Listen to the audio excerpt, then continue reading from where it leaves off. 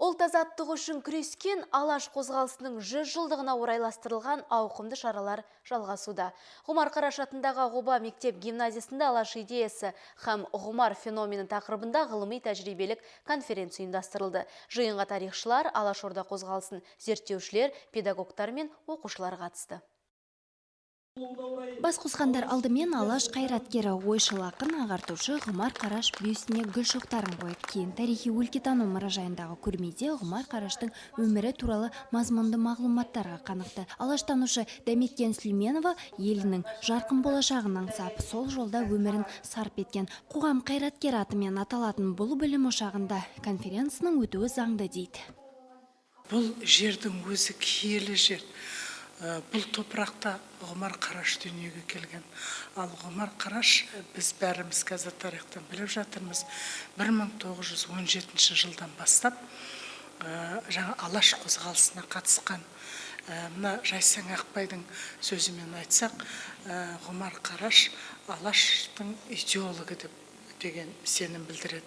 Бұның өзі үлкен мағына береді деп мен өзім ойлаймын. Себебі Ғұмар Қараштың әрбір сөзі бұл тұрған бізге деген өмірлік тәжірибе.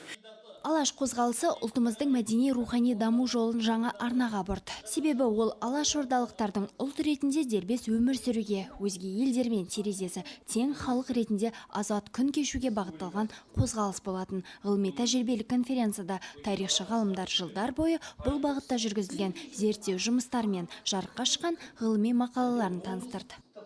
100 жыл бұрын, дәл осы уақытта, дәл осы біз бүгін басымыздың қарауар жері қандай күйде болды. Міне сол кезде олар қараңғы қазақ баласына жан ашып, қаның таза, сен кем емес олардан, сен артықсың, олар саған тең емес деп, қазақтың қаны таза ұрпақ, текті халық екенін айтып, қазақтың рухын көтерді. Жалпы біз рухты көтеруге әрекеттеніп жатыр. Бүгінгі біздің отырысымыз, бүгінгі біздің іс-әрекетіміздің барлық қарекет, бұның барлық іс-әрекеті рухты көтеруге жұмылып жатырмыз. Келер жылы Батыс Алаш ордасының құрылғанына 100 жыл толады. Халықтың басын қосып, ертеңіне сендірген Алаш қозғалысы көшбасшыларының бірі Халел Досмұхамедовтың 135 жылдығы атап өтіледі. Ал мұндай шаралардың облыс орталығында ғана емес, аудан ауылдарда өткізілуі маңызды. Гүлден Аюпова, Эльдар Аюпов, Ақжайық арнасы.